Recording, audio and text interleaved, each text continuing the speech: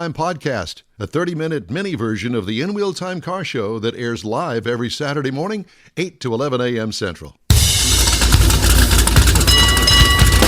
This is your place for all things automotive, the award-winning In Wheel Time Car Talk Show. Just ahead, we talk to Alex. That's right. Go ahead, Marsfield. That's his name, is Alex. He's laughing. He's turning red over here, Alex, because I asked him, I said, so how do you pronounce Alex's last name? He says, Alex. I don't know. It's the same that we pronounced the last time we talked to him. Okay. Okay, Mars. Kwanton. What? Kwanton. That's what I told you. Just like it's spelled. That's what I told you. that. If I would have said that, it would have been wrong. Well, let's get him up. I have a lot of. I'm used to that. I usually just spell it out for people, so yeah. Okay. All right. Well, we're going to talk to you here in just a second, so you just stay right there. Don't touch that dial. Jeff has the racing calendar. Mars has This Week in Auto History. And I'll get you caught up on the stories making automotive news headlines. Howdy, along with Mike Out of This World, Mars. We always need more Jeff Seekin, our chief engineer, David Ainsley. I'm Don Armstrong. Glad you could join us today.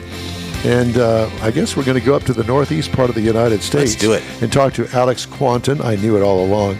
The U.S. News and World Report, family-friendly car, truck, and SUVs for 2025. And boy, we can all relate. The timing is perfect on this because we got summer vacation coming up, bud. That's right.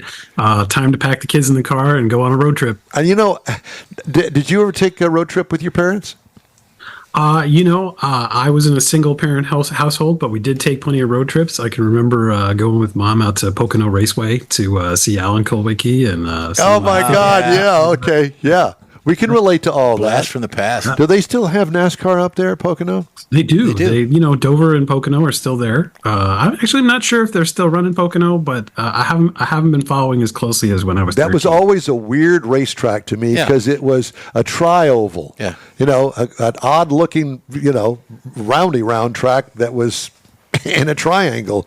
But, great race. Always a great race. I'll never forget Richard Petty winning there. I mean, I got a lot of history to it. And the Pocono Mountains. I mean, what a beautiful part of the country. Yeah. Oh, yeah. Go out to Lake Hopeback and, yeah. Are you still up there? Where are you now? I live in Seattle now, although most of my family live in New York, so I'm kind of... You're in Seattle? Yeah. Northeast Seattle. Yeah, Northeast Seattle. That's it. So, all right. Well, we'll just go with that. What are you laughing at? He just introduced him as being in the Northeast. At Northeast Seattle? We all got it, but you. Can't get his name. Thank you, Alex, for playing along, you buddy. Have to understand. Mars sets me up with this, and I know nothing. He gives me no pronouncers. He gives me no background where you are. Nothing. That's it. You want to know what he sent to me? I will read it to you. Let's move on. Let's just move on. Move on. Okay. So enough infighting. See, this is why the showers are only 2 hours long, because we'll go to Knuckle City here, but after 2 hours, there's that. Get our mothers involved and all that. So Alex, when you go and talk to your editor and say, "Yeah, I did this interview with these characters down in Texas. They had me out living up in the Northeast side of Seattle." It's okay. I'm from the Bronx, so I'm like Rhoda. I'm a fish out of water in Seattle. I'm really a New Yorker who lives in Seattle. There you go. Okay, well, there you go. Listen, if we don't have a sense of humor in all this, what do we have? All right. So let's talk about the subject at hand here, and let's talk about road trips and family-friendly car, trucks, and SUVs for 2025. Yeah, so we're just coming off. Last week, we announced our best cars for families for 2025. We went over 100 different vehicles from 9 different classes, so cars, SUVs, minivans. And to do these, we kind of factor in our overall reviews, but then we kind of want to dive deep on the things that matter to families. So we include safety and reliability data. We do a deep dive on passenger space, on cargo volume, the availability of family-friendly things like teen driver controls, very important important. I'm sure my mom wishes she had them. Surround view cameras, Wi-Fi, rear sunshades, reverse automatic braking, all the kinds of things that can help you out. And the winners of these research dives become the winners of these classes. So we have some new people this year, some new winners this year, and we have some familiar winners this year. And I'm happy to take any question on any one of them. Okay, so all of these are 24 and 25 models that you guys tested? They're all 25s. Oh. They're all 25s. Okay. So there was the defining part of it right there. So a lot of the 25s, I don't know how many, but I would assume quite a few, were also carryovers. So you could find this basically the same vehicle in 25 that you could find in 23. In many cases, yes. And in fact, some of our repeat winners are vehicles that are very familiar, like the Kia Telluride and the Toyota Highlander Hybrid and the Hyundai Tucson. And they've been winners for at least the last 4 years. Tucson is 4 years. Telluride is 6 years. Wow. I think Highlander Hybrid is 6 years. But there are some new ones, like the Mazda CX-70 is out fresh this year. Yes. And, last year the Kia EV9 was out, but we didn't really have enough information on it early in the year to really give it a full evaluation. We don't want to put out a recommendation when we haven't really had a chance to fully evaluate it. Sure. So this, the Kia EV9 is one of the new winners this year. And a lot of that has to do with the fact that it's sort of the first accessible, affordable family 3-row EV. There are other 3-row electric SUVs, but they all cost more than 80 grand. And, it's a struggle to say the EV9 is cheap when it's like $56,000, but it is cheaper than 80. Well, the CX-70 is basically the CX-90, but the 70 only has 2 rows, where the 90 has 3 rows. So it's basically the same vehicle. My guess is it goes down the same assembly line. Yeah. So there are those kind of intricacies about some of the vehicles that most people I don't think really understand or know. But if you're into the CX-70, but you wanted a 3rd row, then you go to the CX-90. It's a pretty easy swap. Yeah, and the CX-90 scored really well among the 3-row SUVs. But the 2-row. I think people were a little puzzled when Mazda came out with the CX-70, being like, why have a 2-row version of the CX-90? But there are some buyers who only want the 2-row. And what you get is you don't spend any of the design space integrating that 3rd row. So you get a huge cargo area. Correct. The cargo is really big. Yes. Like we're talking about road trips. Like if you are a family of 4, you can take that CX-70 on a road trip from like LA to Chicago, do the Route 66 or something. Mm-hmm. And you will have room for all the stuff you need. And like without a trailer, without maybe one of those rooftop cargo carriers. And that's really useful. It's also got all the benefits of being designed for that larger footprint in the CX-90, where you get a huge back seat. There's lots of comfort. It's really has a nice interior and lots of features. So it's a great combo. And we thought, there are very few or relatively few 2-row midsize SUVs now. Here's an automaker that's making an effort and a really good product in that space. So let's go down the list. Do you want to start with the family-friendly cars first? Sure. So we have 2 cars. It is possible to get by with a small car if you're just a family of 3. So we didn't really rank small cars because we want to be able to give recommendations for people with 2 kids or more. The Honda Accord came out the top in the midsize car segment and in the hybrid car segment. And the real reason behind that is it just has a huge amount of room. Among sort of mainstream sedans, it really has one of the largest back seats. I mean, I think the legroom is on par with like the Volvo S90, which is a big, like expensive luxury car. And it's got a huge trunk, 16.7 cubic feet. It's a really easy to use space. You can carry a lot of stuff with you. The doors are really big, so it makes like loading kids in and out very easy. And Honda also bundles a whole lot of safety equipment. Even in the base model Accord, you get adaptive cruise control with lane centering, automatic emergency braking, and the sort of list goes up from there. And if you buy the hybrid, which is, Honda has recently divided the Accord into like the non-hybrid base models and the hybrid high trims. They've done the same with the Civic now. If you buy the hybrid, you not only get the better gas mileage, but you usually also get more features. So more driver assistance features, blind spot monitoring, etc. And there are a lot of good family cars right now. I know that the family car segment has sort of shrunk, but the remaining players are like really, really strong. But on room, it's just really hard to top the equipment. And you can't also top the reliability of Honda. Yes. I think, you can get longer warranties, but Honda does have that famous reputation. And, every time I'm in a Honda product, I was just in the Civic Hybrid a couple of weeks ago.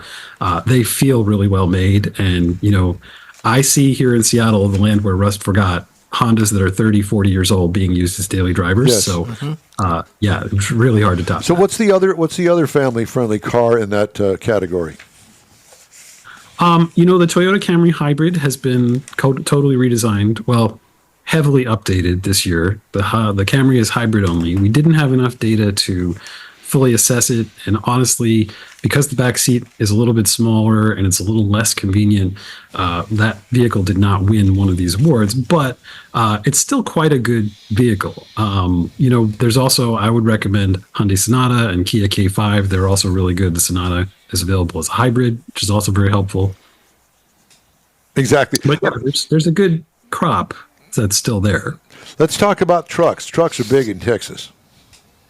We didn't rank any pickup trucks. Oh, no? We didn't, although I will say that we have a whole bunch of other awards that we have started including trucks in. We had stopped including them in the best cars for money, and we have started again. If a family's looking for a truck, every full-size pickup truck now comes with a really, really roomy crew cab. You just can't beat them. But I will say I have a soft spot for the Ram 1500. Every time all do. I like how it performs. Yes. It's really family friendly. And, some of the time when you need a truck that's just like, brute force, I would have to say the F-150 maybe has an edge there. But if you're driving the car every day and you're not using the truck every day and you're not using the max payload and you're not using the max towing, maybe you only tow 7,000 pounds at a time, like tow your race car or something. The Ram really does have a lot of edges in sort of like driver assistance gear, sort of storage features, which are really important to families. Like you can get the Ram box bed on the Ram, yes, which like you have to bring a bunch of stuff with you and put it out of sight. That's really helpful. Yeah, including those ice chests on either side of the bed back there for your beers back there. That's right. So, okay, let's talk about obviously a very, very crowded SUV market. Yeah, we went through everything from compact to full size, and I mean fullest full size. The compact SUV that won is the Hyundai Tucson. Really no surprise there. It has a lot of family-friendly features, teen driver controls, lots of driver assistance gear, rear seat reminders, but it really wins on room. It has a huge back seat. I don't know if you guys have been in a Tucson. My in-laws bought a Tucson and they were amazed at how large it is. And I think it's more than 41 inches of rear legroom. So it's, or maybe it's just under 40.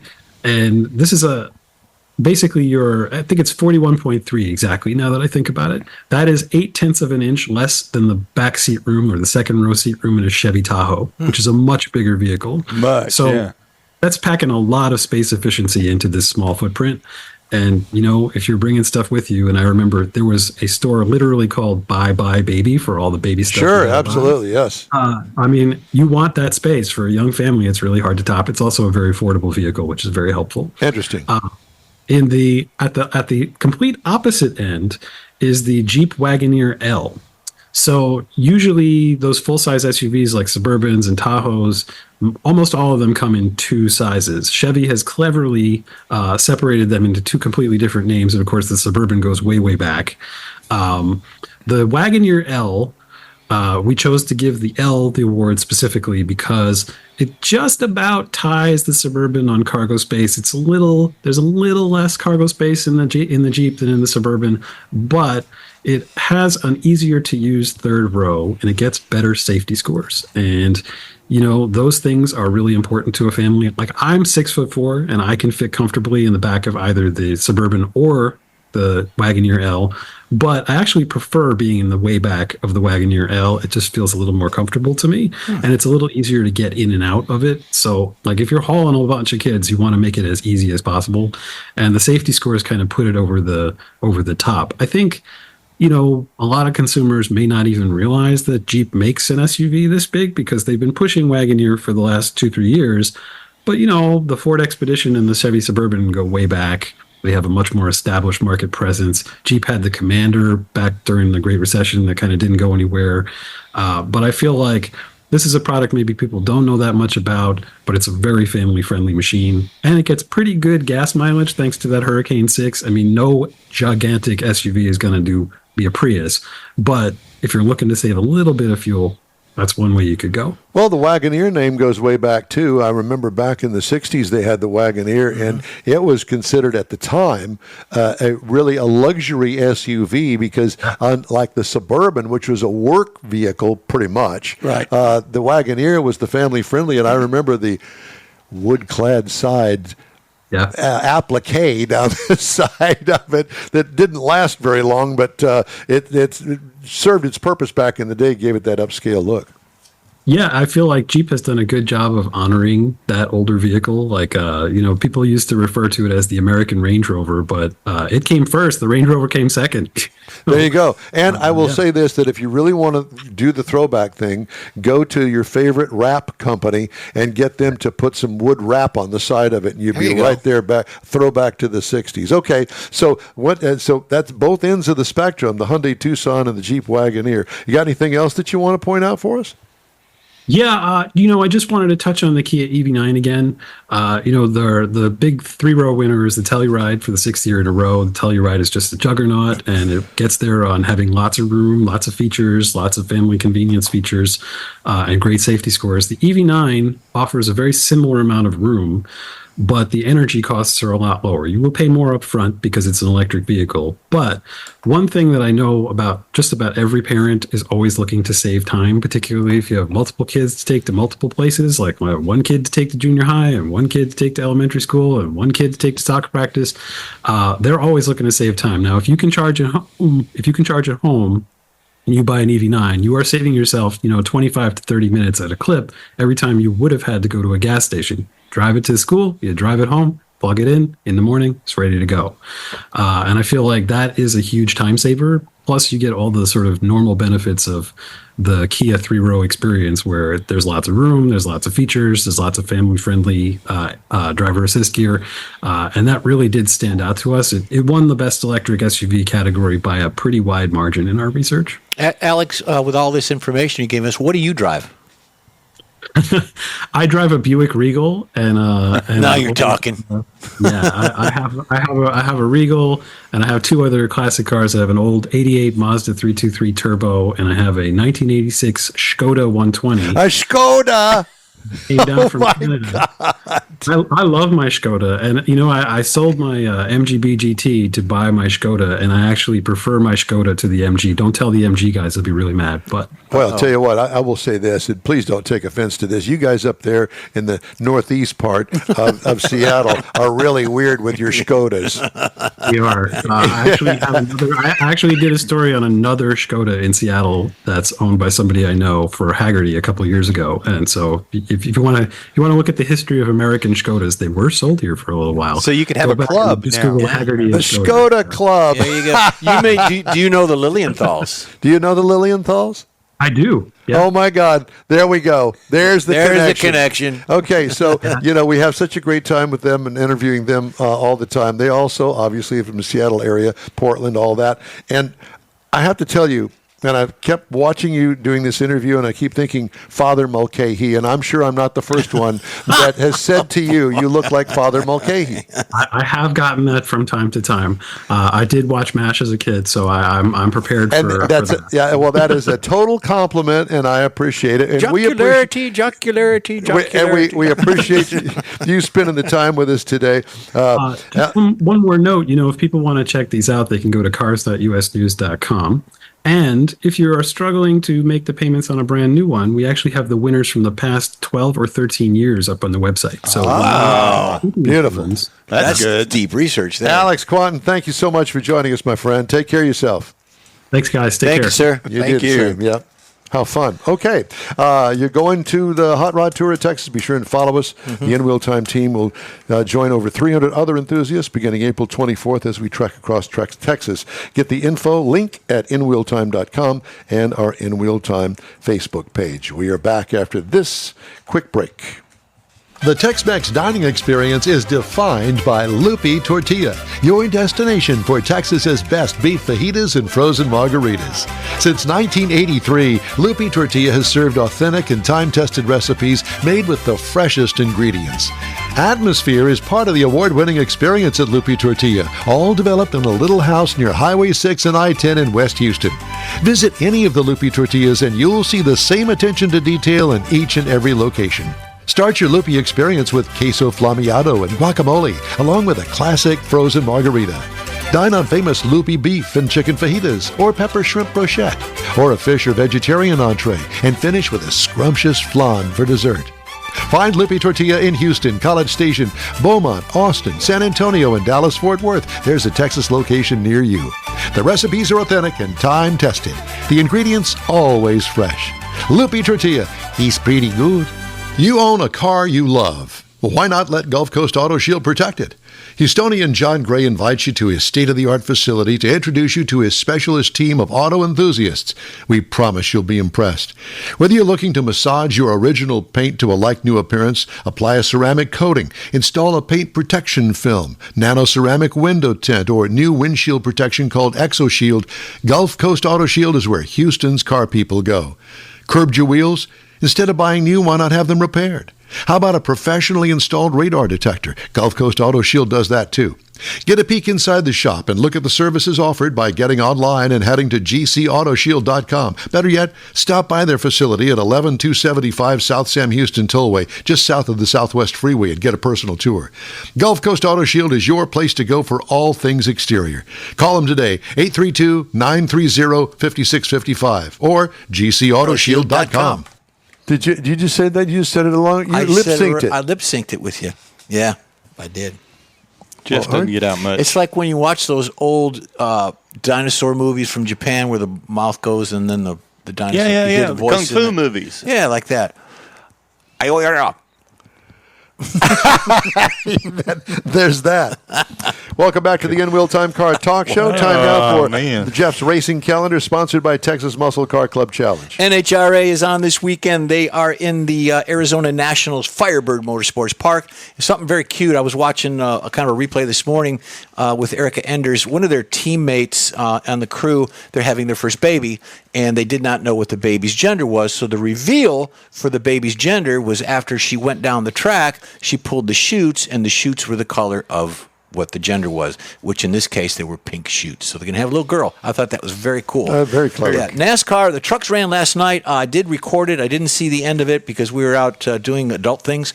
But they ran yesterday. Xfinity we is could on. go any way with that. I know. The Xfinity's on today at Homestead, and then the NASCAR, the big boys, are tomorrow. You've got Indy not starting, but Indy will be on today because it's their 2-week turn on that. F1 is the Chinese Grand Prix. That is Sunday. It's the Shanghai International Circuit of Shanghai. I've been Shanghaied before. We've been Shanghaied a lot. 56 laps of just nonstop nonsense. So there you go. All right. Thank you. Mm-hmm. This week in auto history, ladies and gentlemen, here he is from Neaterville, Texas, Michael Mars. Michael Boom Boom Yeah, Mars. buddy. We had several things this week that I thought was rather interesting in auto history. March the 16th, the first truck driver's license, the first commercial truck driver's license was issued in the United States. Now, what this did was really the first step in regulating the trucking industry. The idea behind it was to make sure everybody was certified, everybody was properly trained, and the idea to reduce accidents. And then the first ticket was written the next day. Yes. This is back during like Prohibition and stuff, whenever they were hijacking trucks and everything. So they had to do something about making things safer. Are they going to continue that to make sure everybody's safe on the road? Absolutely. Okay. March the 18th, the first Volvo car sold in the United States, and this was important because Of what year? 1958. March the 18th, 1958. It was a PV444 was the model. Now, Kinda this was looks like served a in Volkswagen California. from the windshield I'd back, drive that. doesn't it? That's a cool looking car. And this particular car, the import that they brought into the United States, had a different motor than the ones that were selling at home because it had twin side draft 1.5-inch SU carburetors to give it a total of 70 horsepower that they thought they needed in the United States because of the roads. Tub it out. So, Volvo's known for its safety and durability, and this is kind of what started all that. Back in March 19th of 1964, Ford introduced the legendary 427 single overhead cam, the SOHC engine known as the Cammer. It was designed to actually dominate NASCAR. That's what they were after, was go out and win NASCAR. Featured hemispherical combustion chambers, so it was a Hemi-headed. It chain drive overhead cams and over 600 horsepower in race trim at that time. However, NASCAR banned it because they couldn't compete with it. It was just so overwhelming they did it. So Ford took the car, then they moved it over to drag racing where the real men race and used it there, and it did really well there, and it's still legendary at the drag strip. March the 20th, 1974, Volkswagen launches the Golf, the MK1. Now, this is the first generation Golf, a front-wheel drive hatchback, and it replaced the Beetle. Now, this was actually what it did. It's the shift from where Volkswagen was going from rear-wheel drive and rear-mounted air-cooled engines to a front-wheel drive with front-mounted water-cooled engines. So this is where they made the shift away from the Volkswagen Beetle, new car, everything. And this is where you also created the high-performance GTI variants came from this. March the 21st, 1983, Chrysler introduces the minivan. Now, this revolutionized the automotive industry by introducing Iacocca. Yep. Yes, and it redefined family transportation. Yes, we did. still talk about it that way. That if you want to move some people, this is the way to do it. Now, it started with the Caravan and the Plymouth Voyager, had front-wheel drive, and just provided an alternative to a station wagon, sliding doors, fuel efficiency. And again, like you said, Lee Iacocca did this and pushed it out there, and it's still very active today with several different companies making them. March the 19th, 1991, Mazda introduces the rotary-powered RX-7 FD. Now, this was the third generation of the RX-7. It's a lightweight chassis and twin-turbo rotary engine. And this is the one that people now continue to start to build their race cars off. And it's actually developed a cult among of people following that small racing scene. And that's this week in automotive history. Very interesting. Yeah. Beautiful. The RX-7. Let me do this. Let me give you the Tesla answer. The answer is Tesla. How about that? On the top What was six. the question? The question was the most valuable car brands. They are valued at $1.27 trillion. So Tesla is the number one valued car brand. Speaking of Tesla, Tesla has been removed from participating in this week's Vancouver International Auto Show over safety concerns. The event's executive director says, Eric Nickel said in a statement that the show asked the electric car maker to withdraw because of a primary concern for the safety of workers, attendees, and exhibitors amid public backlash against the brand and Tesla CEO Elon Musk. Okay, if you want to go there, whatever. They're just so wrong on many levels.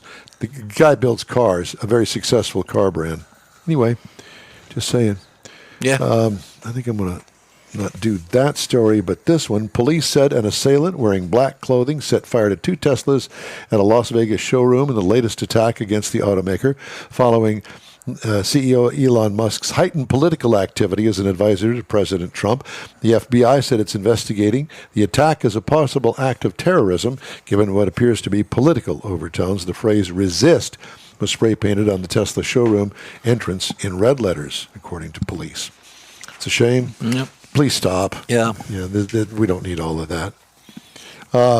And a federal judge has dismissed a lawsuit filed by Stellantis last year against a supplier it accused of holding parts hostage to get price increases. We'll wrap up today's In Real Time Car Talk Show right after this quick break. Pro-Am Auto Accessories has been serving Houston's auto enthusiasts since 1984, providing world-class products for sports cars, European sedans, and American muscle. Pro-Am is known as the place to go to find exclusive and hard-to-find parts and accessories. Pro-Am is one of the very first distributors in the USA for brands such as Recaro, Redline, Momo, Corbo, and Simpson. Located in the heart of Houston's premier retail and service corridor, the Galleria area, Pro-Am's walk-in storefront includes an 8,000-square-foot warehouse, showroom, and installation bays. Pro-Am not only sells parts and accessories, but also offers installation and service. Pro-Am is now reaching a worldwide audience through Pro-Am.com, taking its local reputation to the rest of the world. At Pro-Am Auto, you'll be dealing with a small group of professionals who truly want to help you with your automotive needs. If you don't see what you're looking for on the website, call and Pro-Am will lend you a hand.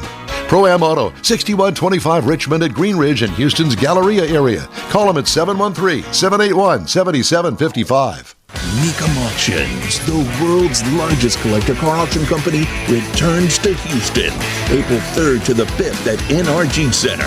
Join us for the fun, fast-paced, high-energy Newcomers experience with 1,000 vehicles up for grabs. For avid collectors, first-time buyers, and enthusiasts of all ages, there's something for everyone. Bring home your dream car. Register to bid and buy spectator tickets now at newcomers.com. Well, that's all for this week's In Wheel Time Car Talk Show. Be sure and check us out online at nwheeltime.com. We're always looking for new, informative, and fun automotive things. If you have an idea or an event, let us know. Our email is info@nwheeltime.com. When you're looking for award-winning car talk, you can find the In Wheel Time Car Talk Show 24/7 on the In Wheel Time app. On the road, grab a podcast anytime from your favorite podcast provider, including the new SiriusXM podcast channel. And be sure and catch us on the Odyssey radio app. We video stream our live show every Saturday, 10 to noon on Facebook, YouTube, and InWheelTime.com. The InWheelTime video technical director is We Need More Jeff Zekin. The booking agent, video editor, and people finder Mike Out of This World Mars. And chief engineer David Ainsley. I'm Don Armstrong. The Hot Rod Tour of Texas starts April 24th in Victoria, and we hope you'll join us, or at least tune in. Details and links at InWheelTime.com. Be safe out there. Have a great week. And thanks again for tuning in to In Wheel Time.